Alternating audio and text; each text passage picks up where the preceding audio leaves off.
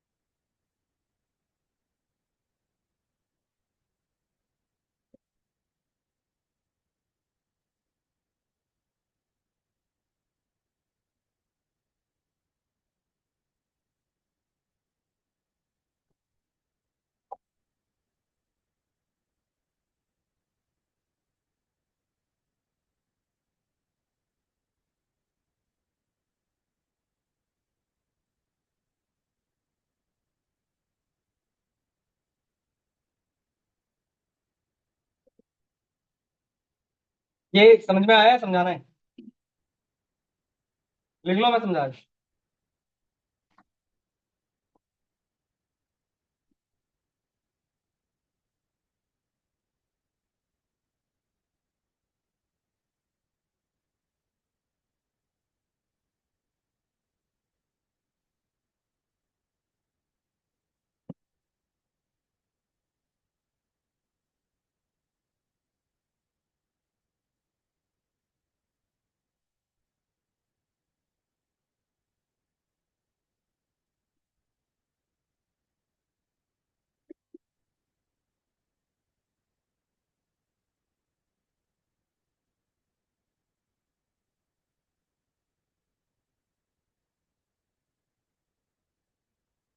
चलो देखो, समझो ये कैसे चल रहा है। देखो, सम, इंडेक्स। इंडेक्स में आपने एरे पूरा पास कर दिया, मतलब यहां से लेकर यहां तक का नीचे का जितना भी एरे था वो पूरा पास कर दिया। अब आपने रो नंबर की जगह पर यहां पर लिया है जीरो, या फिर आप इसको ब्लैंक छोड़ सकते थे। आपने मैच कॉलम पर ही क्यों लगाया है? क्योंकि आपको जनवरी फरवरी जो मार्च है वो आपको कैसे दिया हुआ है? Column wise. इसीलिए आपने जो मैच है वो आपने कॉलम वाइज लगाया है। तो जो भी मैच करेगा डायरेक्टली उसका क्या कर देगा? सम कर देगा, क्योंकि यहां पर रो क्या है? जीरो। कॉलम मिल जाएगा, कॉलम काउंट कर लेगा, खत्म। सेम इसी का अपोजिट, जिसमें आपको नीचे एक क्वेश्चन दिया हुआ है ये वाला, इसमें अगर आप देखोगे तो डेटा कैसे दिया हुआ है? Row wise. तो इसका मतलब है इस बार मैच किस पे लगेगा? रो पे। बाकी कॉलम आपका जीरो हो जाएगा। तो ये आप खुद से कर लेना, होमवर्क है। ये वाला ट्राई करो, ये अच्छा क्वेश्चन है। इसके थ्रू फिर एक चीज समझाता हूँ। सिर्फ पहले इतना करो, आपके पास कंडीशनल फॉर्मेटिंग अभी छोड़ो, अभी समझाऊंगा, पहले ट्राई करो ये। आपको क्या करना है कि जो भी मंथ यहां लिखा है, एग्जाम्पल समझना, जो भी मंथ यहां लिखा है इस लाइन पर, यहां पर अगर मार्च लिखा है तो आपको जनवरी से लेकर मार्च तक का सम करना है यहां पर। अगर आपने मंथ चेंज कर दिया तो फिर जनवरी से लेकर उस मंथ तक का सम हो जाना चाहिए। करना जरा ट्राई, कैसे करोगे? रेंज पे लगाओ। रेंज मतलब किस पे, कौन सी रेंज बोल रहे हो? हाँ, एक कर देंगे, हाँ बिल्कुल।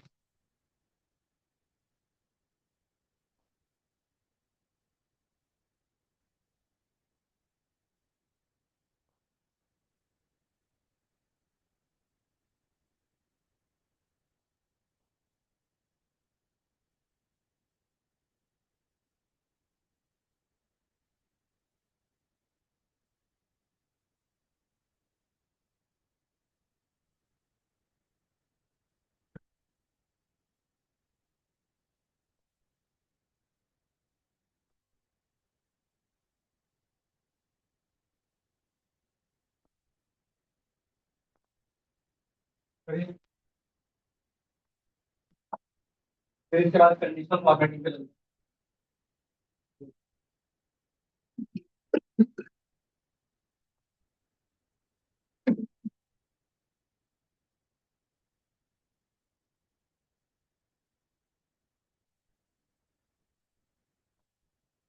कराऊं। देखिए, अब एक चीज समझो इस क्वेश्चन के लिए, इक्वल टू सम। अगर मुझे जनवरी से मार्च तक का सम चाहिए तो मैं इतना ही रेंज सेलेक्ट करता। अगर मुझे अप्रैल तक का चाहिए होता तो फिर मैं यहां से लेकर यहां तक सेलेक्ट करता, या कहीं तक भी सेलेक्ट कर लेता। इस रेंज में आपको क्या फिक्स दिखाई दे रहा है? B23। क्योंकि हर बार आपको सम कहां से निकालना है, जनवरी से। तो इसका मतलब है B23 तो मेरा फिक्स हो गया। ठीक है, तो हमने लगाया B23, इसको तो हमने लॉक कर दिया, ये तो हमारा फिक्स हो गया, कोलन। और जो सेकंड रेंज थी उसकी जगह पर हमने लगाया इंडेक्स, और एरे हमने सेलेक्ट किया सिर्फ ये रेंज। ठीक है, कॉमा, रो नंबर, मैच, क्योंकि कॉलम है नहीं हमारे पास। मैच में लुकअप वैल्यू ये वाली हो गई। और किस में से मैच करोगे? मंथ्स में से। Comma zero, bracket close, bracket close, bracket close. ठीक है, आप एंटर करोगे सम आ जाएगा।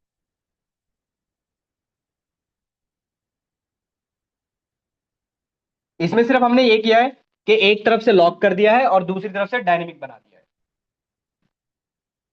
तो ये डायनेमिक रेंज है।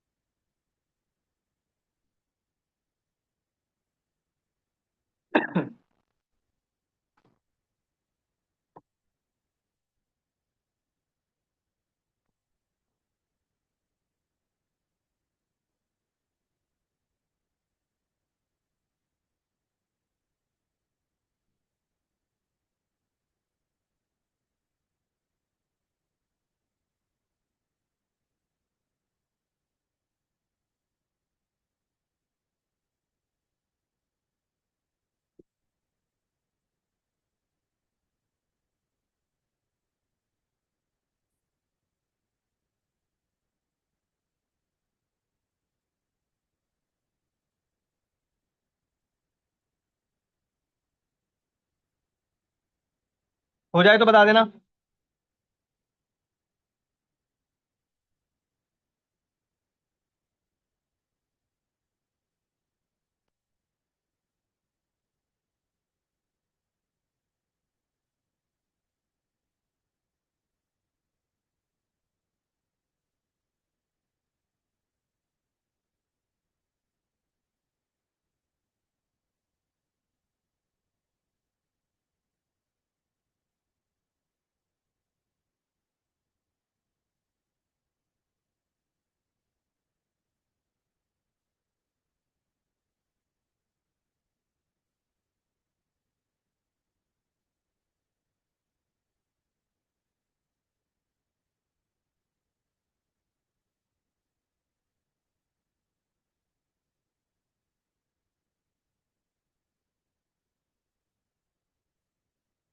हो गया? अरे समझ में आया है क्या चल रहा है? आपने B23 को लॉक कर दिया है और दूसरी तरफ से इंडेक्स लगा दिया है, बस और कुछ नहीं किया है। क्या समझाना है? बताओ। देखो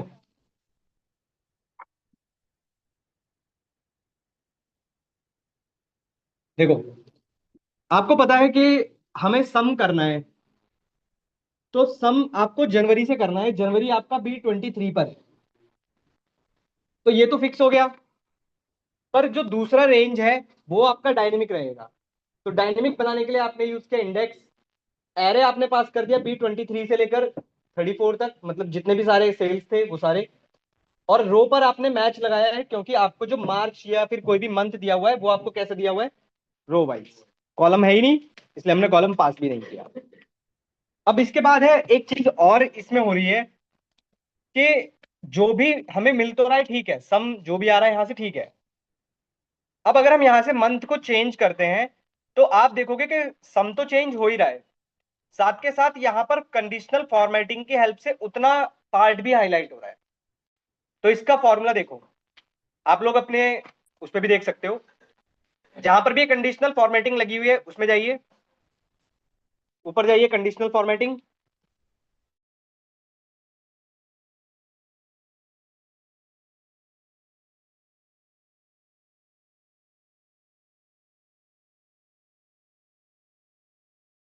मैंने कॉपी किया, और आप लोग कोशिश करो इसको समझने की कि लिखा क्या है।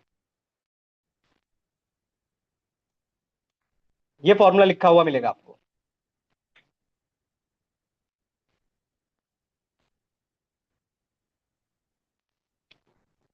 अब ये फॉर्मूला किसको समझ में आ रहा है?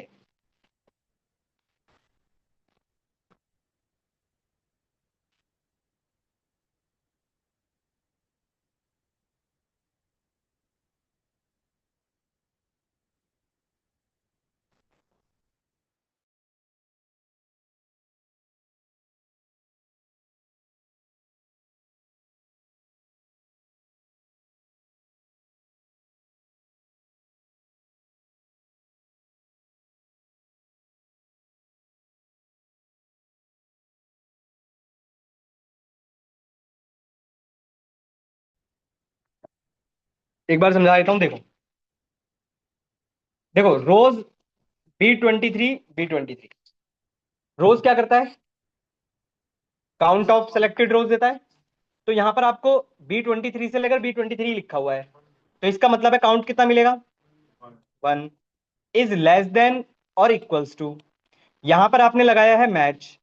मैच में D23, सपोज करिए D23 पर लिखा हुआ है, एग्जांपल लेते हैं मार्च।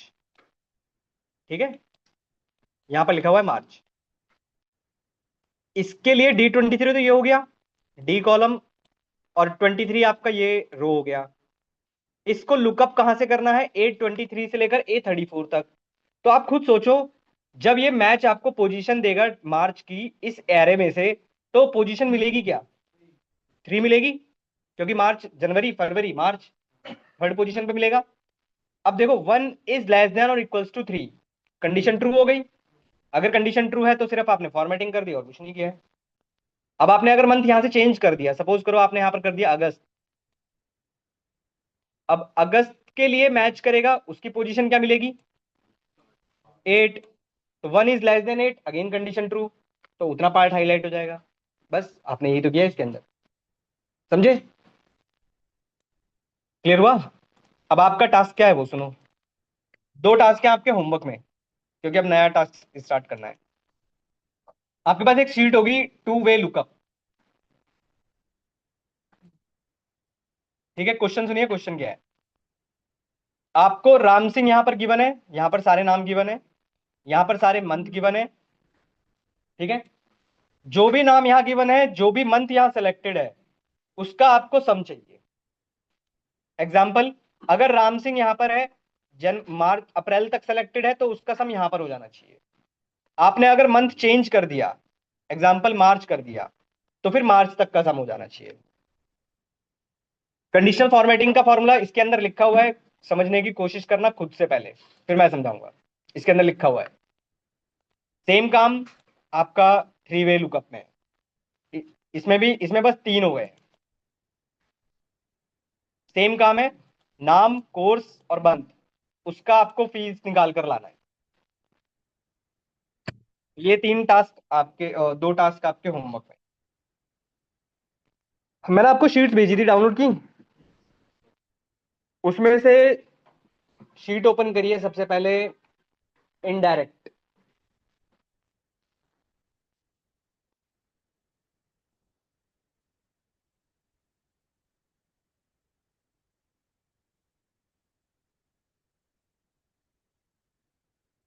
इनडायरेक्ट की आपको मैंने एक शीट शेयर की होगी, वो डाउनलोड करो, ओपन करो।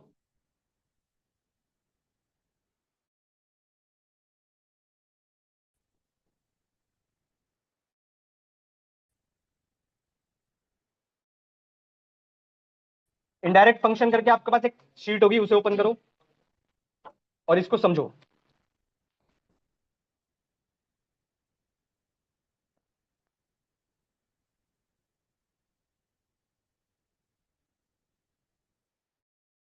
पहले मैं समझा देता हूं, फिर आप लोग ट्राई करना। कर लिया ओपन? आइए देखो, आसान सा फंक्शन है, पर क्या इसके एडवांटेजेस हैं, कैसे आपकी हेल्प करेगा सॉल्व करने में, वो चीज को आपको समझना है। देखो, सपोज करो कोई सेल है ये, इस सेल पर लिखा हुआ है हेलो, ठीक है? फंक्शन है आपका इनडायरेक्ट, इक्वल टू इनडायरेक्ट, ठीक है? इनडायरेक्ट, आप नाम से समझने की कोशिश करना कि कुछ निकाल कर तो देगा, बट इनडायरेक्ट तरीके से। एग्जाम्पल समझते हैं। C2 पर आपके पास लिखा हुआ है हेलो, इनडायरेक्ट हमने लिखा, इसके अंदर जो पैरामीटर आपसे मांग रहा है वो मांग रहा है रेफरेंस टेक्स्ट। ध्यान रखिएगा, रेफरेंस टेक्स्ट का मतलब है आपको डबल कोट्स के अंदर ही कुछ ना कुछ पास करना है, और पास क्या करना है? उस सेल का एड्रेस। एग्जाम्पल, मुझे हेलो आउटपुट चाहिए, डबल कोट्स के अंदर। भाई ये कौन से एड्रेस पर रखा हुआ है? C2, तो बस मैं यहां लिख दूंगा C2, ब्रैकेट क्लोज, एंटर, काम खत्म। सिर्फ इतना सा काम है इसका। बट एग्जाम्पल समझने की कोशिश करना फिर से। इक्वल टू इनडायरेक्ट, मैंने पास किया C2, अभी भी तो C2 ही है। बात समझ पा रहे हो? बट क्या ये चलेगा? ये नहीं चलेगा। क्यों नहीं चलेगा? क्योंकि इनडायरेक्ट का जो पैरामीटर है वो है रेफरेंस टेक्स्ट। मतलब आपको कुछ ना कुछ पास तो करना है इसके अंदर, पर वो आपको एक टेक्स्ट ही पास करना है, मतलब डबल कोट्स के अंदर। अगर अभी मैं पास कर देता हूं, एंटर करोगे, एरर आ जाएगी। फिर से चेंज करते हैं, फिर से समझते हैं। देखो, इक्वल, अच्छा चलो समझते रहना। यहां मैंने लिखा C2, अब ये होता है इनडायरेक्ट का actual meaning. Indirect C2 E2, अब बताओ चलेगा ही नहीं? अब ये चलेगा? अब ये चलेगा। अब ये क्यों चल रहा है, थोड़ा समझते हैं। इनडायरेक्ट में आपने एड्रेस क्या पास किया? E2, तो ये E2 पर जाएगा और यहां पर देखेगा कि इसे कुछ रखा हुआ है। यहां पर क्या मिला इसे? C2, तो C2 इसके लिए क्या हो गया? एक टेक्स्ट। और C2 पर क्या मिलेगा फिर? हेलो। तो इसलिए आपको मिल रहा है हेलो, इसी को बोलते हैं इनडायरेक्ट। नहीं समझे अभी भी? फिर से समझते हैं।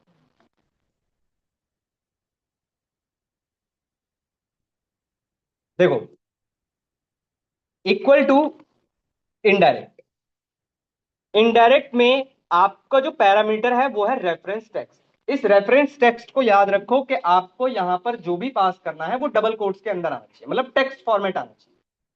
अगर मुझे डायरेक्टली अमन चाहिए, तो मैं डायरेक्टली यहां पर लिखूंगा B2, बट डबल कोट्स के अंदर, क्योंकि इनडायरेक्ट बोलता है कि मुझे एड्रेस चाहिए।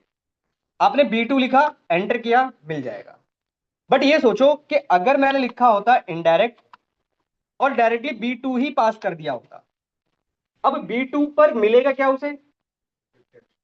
टेक्स्ट मिलेगा, अमन। पर क्या अमन किसी सेल का एड्रेस है? इसीलिए क्या आ रही है? Reference error.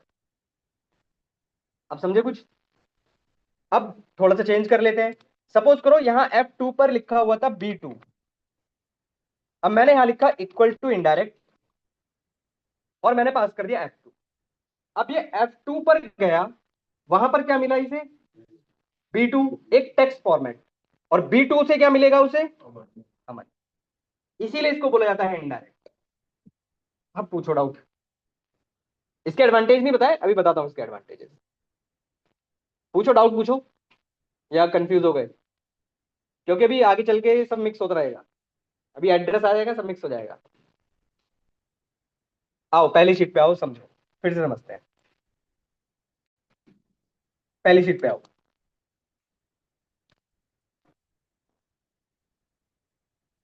पहली शीट पर यहां पर आपके पास एक ये पोर्शन दिया होगा, ये वाला,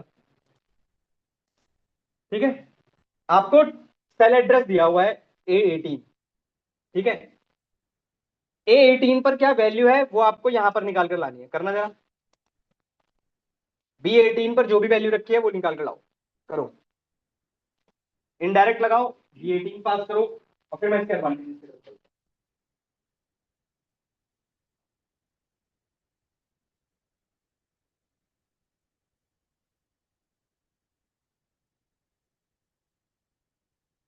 छोटा सा ही फंक्शन है इनडायरेक्ट, इनडायरेक्ट के अंदर बी ये पास कर दो, B22 मिल गया, इक्वल टू इनडायरेक्ट। आपने बस ये पास कर दिया होगा, B23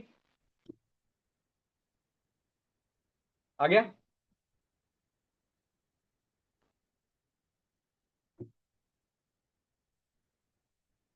हो गया।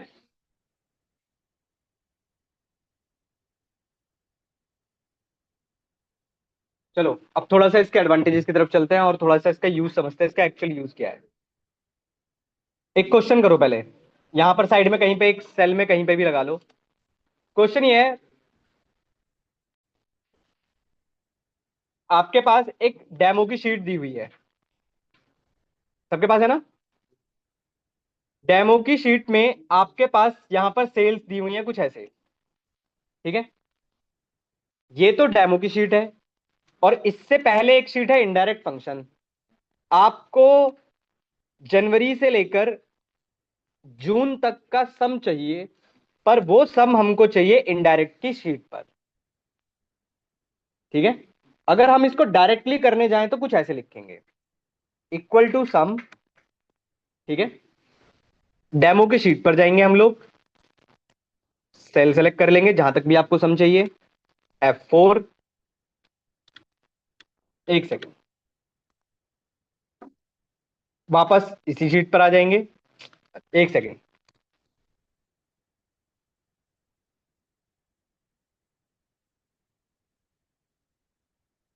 सेल सेलेक्ट की हमने। अब यहां पर जो ऊपर की तरफ फॉर्मूला लिख कर आ रहा है ना, इसको सेलेक्ट करके F4 प्रेस करिएगा, तब आप वापस उसी शीट पर आ जाओगे, ठीक है। अब आप एंटर करोगे, सम आपको डायरेक्टली मिल जाएगा। ये डायरेक्ट तरीका है। फिर मैं समझाता हूं इसको।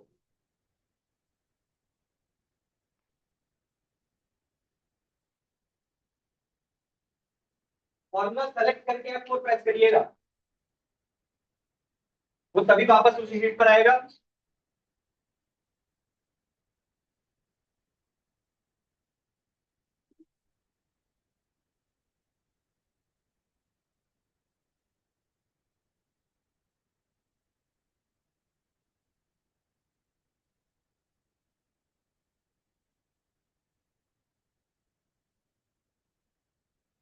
हो गया।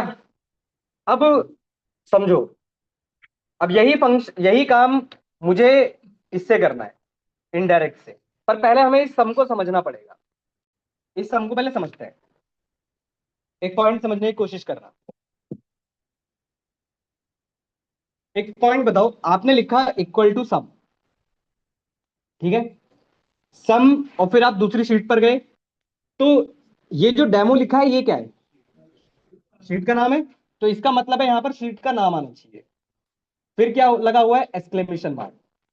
एक्सक्लेमेशन मार्क मैंने आपको पहले भी बताया है, सेल रेफरेंस के लिए यूज किया जाता है। फिर आपको दिख ही रहा होगा $C3 से लेकर H3 तक है। ठीक है, कुछ ऐसे ही दिख रहा है, ऐसी तो है।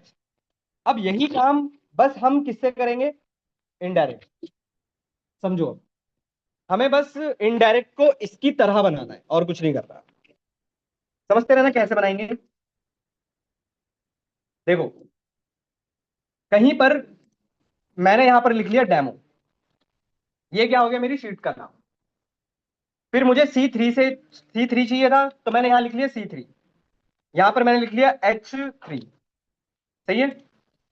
ये मैंने इसी शीट पर किया है, इनडायरेक्ट वाली शीट पर ही किया है। अब मैंने लिखा इक्वल टू सम, पहले सम और इनडायरेक्ट। ठीक है, समझते रहना। अब मुझे बताओ, इनडायरेक्ट में आपसे पैरामीटर क्या मांगता है, रेफरेंस।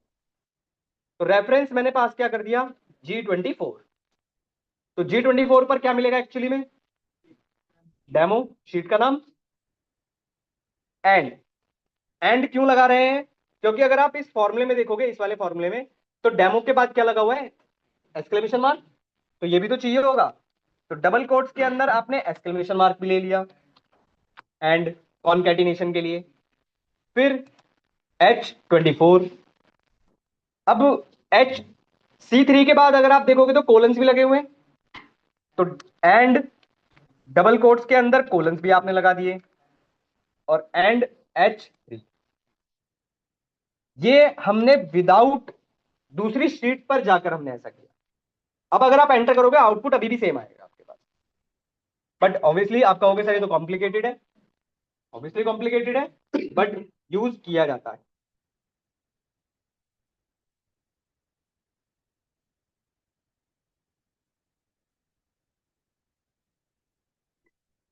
कोलन्स वगैरह की गलती मत करिएगा इसमें।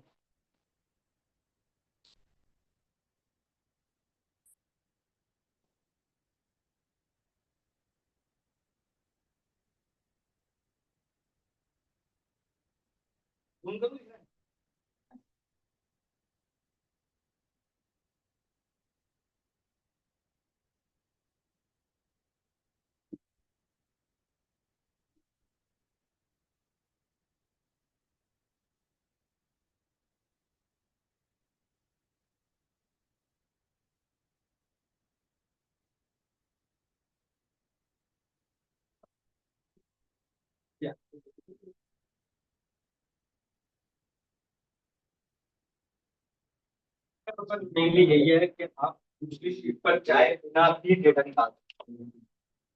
सबसे बड़ा एडवांटेज यही है इसका। ठीक है? डेटा तो reference- क्यों, नाम ही तो देखना है बस उस शीट का। रेफरेंस तो देखना पड़ेगा, नाम, शीट का नाम देखना पड़ेगा। डेटा तो देखना पड़ेगा, डेटा हाँ देखना पड़ेगा। ऑब्वियसली कर रहे हैं, अभी एक देखते हैं, फिर आपको एक और पॉइंट समझ में आएगा।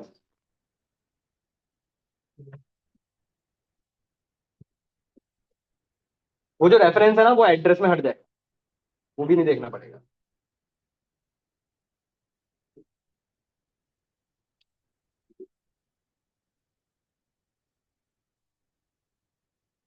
हो गया।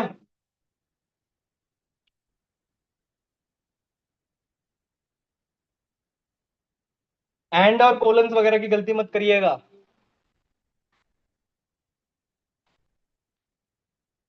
अभी मैं आपको इसका एडवांटेज समझाता हूँ।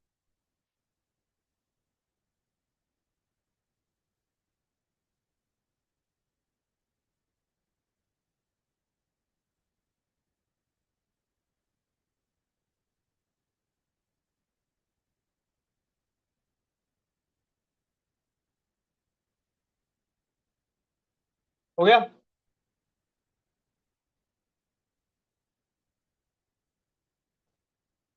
हो गया, चलूं।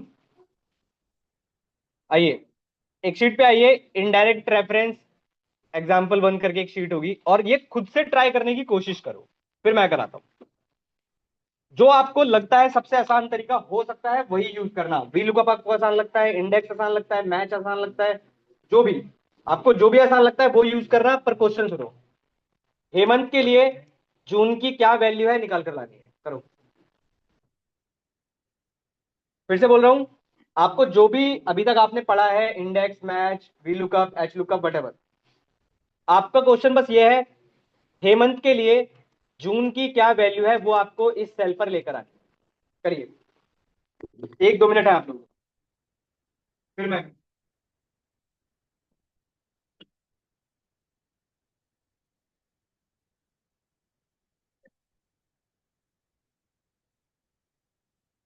आप कुछ भी यूज कर सकते हो, आप फ्री हो। इंडेक्स, मैच, लुकअप, वट, कुछ भी।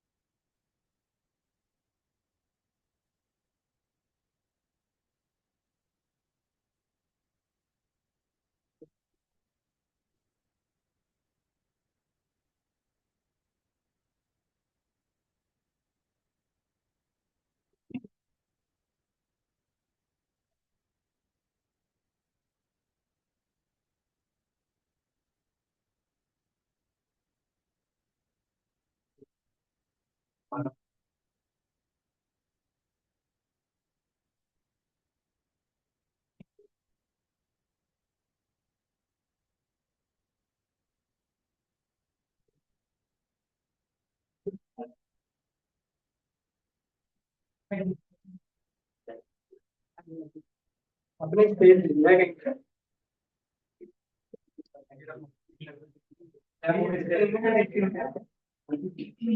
हो गया। क्या यूज किए? इंडेक्स। अरे, पर आपने इंडेक्स में रेंज क्या ली? मतलब एरे क्या लिया? पूरा लिया है ना? यही किया ना, इंडेक्स यूज किया होगा। कुछ नहीं किया। चलो ये कर लेना कम से कम। बस। हाँ, बिल्कुल। बिल्कुल। आइए, अब समझिए, आपने जो किया सही है, गलत नहीं है। अब एक और तरीका सीखो। डेटा को सेलेक्ट करो। डेटा सेलेक्ट करो, फॉर्मूलाज में जाओ, क्रिएट फ्रॉम सिलेक्शन एक ऑप्शन मिल रहा होगा आपको यहाँ पे। फॉर्मूलाज के अंदर आपको एक डिफाइंड नेम्स के अंदर मिल रहा होगा क्रिएट फ्रॉम सिलेक्शन। इस पे जाओ। यहां पर आपके पास आ रहा है टॉप रो, लेफ्ट कॉलम, दोनों ही टिक होंगे। ठीक है, दोनों ही टिक रहने दो और ओके कर दो। कर दिया। अब जहां पर आपको मतलब वैल्यू चाहिए, मुझे चाहिए हेमंत और जून के लिए, तो बस equal to Hemant space Jain जून वटेवर जो भी लिखना चाहो,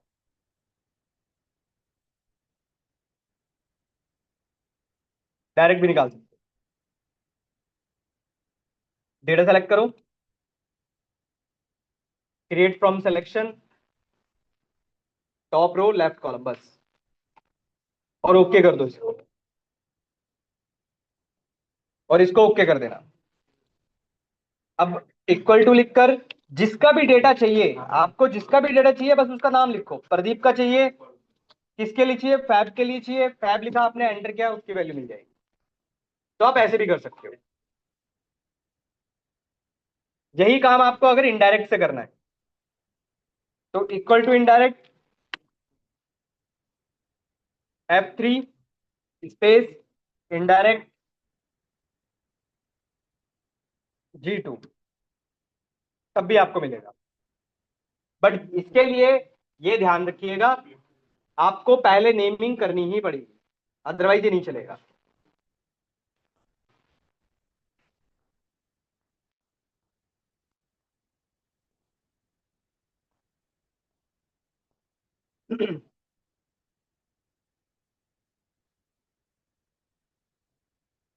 हो गया? कर लो। बट इनडायरेक्ट के लिए भाई ध्यान रखना, जब तक आप नेमिंग नहीं कर दोगे तब तक ये इनडायरेक्ट में F3 और ये G2 आपने लिखा है, ये यूज नहीं कर पाओगे आप। मतलब हाँ चलेगा ना, इंटरसेक्शन से मतलब है उसको।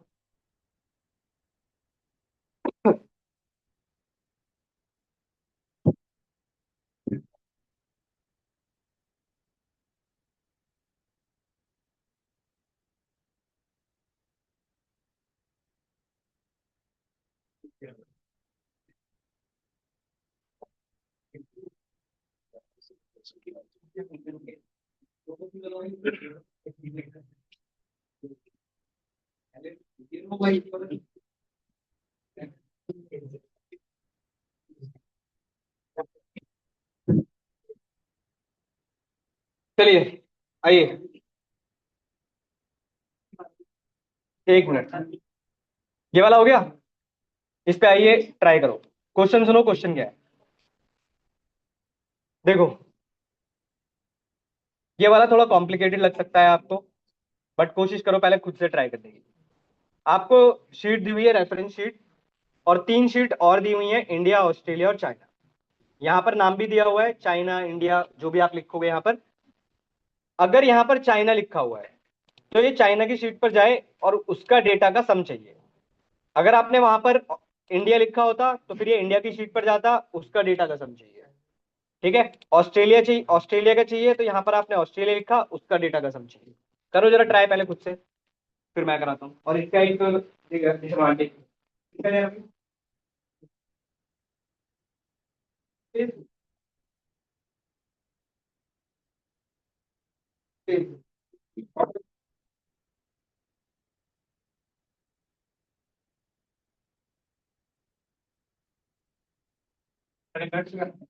इनडायरेक्ट से करना है, इनडायरेक्ट से ही होगा,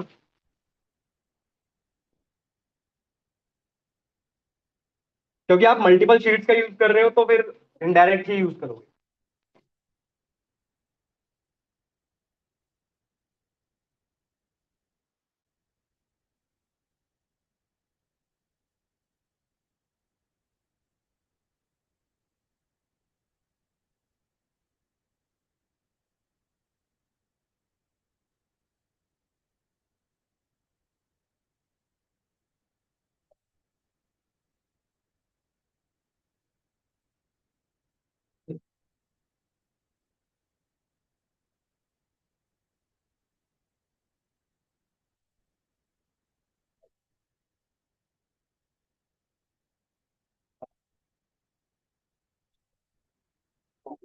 वाह,